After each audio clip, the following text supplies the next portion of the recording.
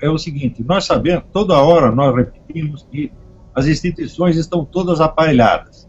Nós dizemos isso e, ao mesmo tempo, contamos com essas instituições para resolver o problema. Me parece que isso aí é sempre pedir socorro ao bandido. Nós temos que partir para algum tipo de ação que deslegitime o esquema que está já montado. Esse esquema inclui praticamente o Congresso inteiro, o STF e toda a administração federal. Então, é um caso em que você tem uma elite que se apossou do esquema de poder e ela está contra o país inteiro. Então, nós temos que afirmar que a soberania popular. Falar, olha, vocês estão aí no cargo que nós pusemos vocês lá, nós tiramos a hora que nós quisermos. Tiramos todos, tiramos ministros do STF, tiramos deputados, tiramos senadores, tiramos todo mundo. Há uma briga. O próprio PT reconheceu isso. Falou, olha, a revolta popular não é contra o PT, é contra todo o esquema. E eles, se aproveitando disso, eles querem vender então a ideia da reforma política. Mas nós temos que nos antecipar a eles, tá certo? E exigir, vamos dizer, uma reforma, uma modificação muito mais profunda do que eles querem fazer, tá certo? E deslegitimá-los a todos de uma vez. Eu acho que se você tem 90% da população contra o governo, esse governo não tem mais legitimidade alguma. A Dilma teria a obrigação, no mínimo, de renunciar. Tá certo? Agora, quanto às eleições, é importante, absolutamente essencial, frisar o seguinte: não importa saber se houve fraude aqui ou ali. O sistema de eleição adotado, ele é em si mesmo ilegítimo. Eleição sem transparência, sem a possibilidade de uma auditoria, não pode ser válida de maneira alguma. Isso não pode ser aceito em hipótese alguma. Então, tem esse problema. O povo todo está revoltado, mas ele não tem quem colocar no lugar dos atuais ocupantes. E a gente tem que lembrar a frase do Nietzsche: só se destrói aquilo que se substitui. Então, esta é uma outra coisa urgente. Nós temos que pensar, por exemplo, eu pensaria na Constituição, é um sistema que tem na Inglaterra, você criar um governo paralelo, desde já. O governo paralelo examina todos os atos do presidente do governo e não se limita a criticá-los, diz, olha, no lugar dele, nós faríamos isso, mais isso, mais isso, mais isso, mais isso. Esse governo paralelo pode ser a raiz de um futuro governo provisório se o presente esquema cair. Agora, se nós não temos nada para colocar no lugar, então nós vamos ficar sempre com lutas pontuais e vamos nos desgastar nisso aí. Pode ruir por um agravamento súbito da situação, caso se comprove que há esses grupos estrangeiros armados atuando no Brasil e as Forças Armadas entrarem em ação, tudo isso pode cair num dia. E se cair, nós não temos quem colocar no governo e as Forças Armadas também não têm.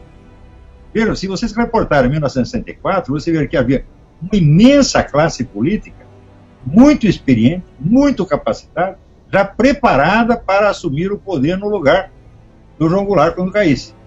Você tinha pessoas de altíssima experiência, tem o Magalhães Pinto, com 40 anos de carreira política, o Roberto de Abreu Sodré, um monte de gente capacitada. Então nós temos esse vácuo. Enquanto não tivermos novos ocupantes virtuais do poder, não vamos conseguir derrubar esse camarada de lá, a não ser que queiramos definitivamente o caos. Quer dizer, tira o PT e não tem ninguém no lugar. A não ser os bons e velhos políticos. Ou seja, o PSDB vai esfregar as mãos de contentamento e dizer, pronto, agora é minha vez. Nós sabemos perfeitamente que o PSDB está mancomunado com o PT há 30 anos. É um esquema conjunto que eles têm. Em 1993, houve uma reunião secreta do Foro de São Paulo com o senhor Fernando Henrique Cardoso. Até hoje ninguém contou que conversaram lá, mas pela colaboração, até hoje alguém publicou uma lista, 10 fatos sobre PT e PSDB que você não conhecia. Eu já conhecia todos, mas o povo não conhece. Que a cumplicidade é muito profunda. E, evidentemente, diante da crise da credibilidade petista, o pessoal do PSDB, como o senhor Aloysio Nunes Ferreira Filho, já começou. Veja a declaração do Freire. Ele disse: agora estamos tranquilos porque sabemos que em 2018 o PT não tem a menor chance. Então, qual é o esquema do PSDB? Reduzir tudo a uma disputa eleitoral de rotina e levar vantagem na próxima vez. Isso quer dizer que o esquema continua exatamente igual. Né? E é esta a perspectiva que nós temos. Então, a necessidade de uma articulação mais profunda, constante, entre todos os movimentos, e a necessidade de pensar a perspectiva de poder, são coisas urgentes. E nada disso está sendo feito. Por quê? Todo mundo aqui está agindo sem planos de poder, está agindo por mero patriotismo. Não que o patriotismo seja errado, mas o patriotismo não basta para governar um país. A gente precisa de pessoas, de líderes qualificados. E temos que qualificar essas pessoas. Agora, você vê, entre os elementos culturais faltantes tem o que é fundamental. Se você pegar as teorias liberais e conservadoras, elas não têm nada que se chama teoria do poder. Teoria do que é o poder e como se conquista. É uma coisa que os marxistas estão pensando há 150 anos. Se você lê os livros dos liberais, eles só conhecem o processo de tomada do governo nas nações já democraticamente organizadas. Então, as eleições, a propaganda, etc. Uma teoria geral do poder não tem. Se não tem uma teoria geral do poder, a que eles têm só serve para nações democráticas. Tentar aplicá-los ao Brasil é uma loucura. O Brasil não é uma democracia como os Estados Unidos ou a Inglaterra. Não é de jeito nenhum. Então, nós precisamos de uma teoria mais geral do poder que possa ser aplicada à situação brasileira. Certo? Que é o poder e como se conquista. Na falta disso, o pessoal tem ideias soltas. Uma aqui, outra lá, geralmente baseada numa adesão doutrinal. Por exemplo, se o sujeito é um católico conservador, ele acredita que, não, a culpa é toda da maçonaria, temos que acabar com a maçonaria, etc. Coisas absolutamente utópicas, fora da realidade, que não era tem de ser discutida. Né? Outros dizem, não, nós precisamos de uma intervenção militar. Eu digo, tá bom, você faz intervenção militar, quem você coloca no governo desse nível? Os próprios militares não sabem. Tá certo? Então, você começa a ver ideias soltas por não haver uma compreensão concreta, vamos dizer, da situação de poder no Brasil. Como eu vejo essa situação? No 15 de março, nós vimos que o Brasil está numa situação de revolução social. Você tem o povo revoltado contra uma elite governante. Quem é a elite governante? É Congresso, STF, Judiciário, mídia e empresas sócias do PT. E mais os outros partidos associados. É muita gente. O povo inteiro está contra toda esta gente ao mesmo tempo. Então temos uma situação revolucionária sem líderes revolucionários.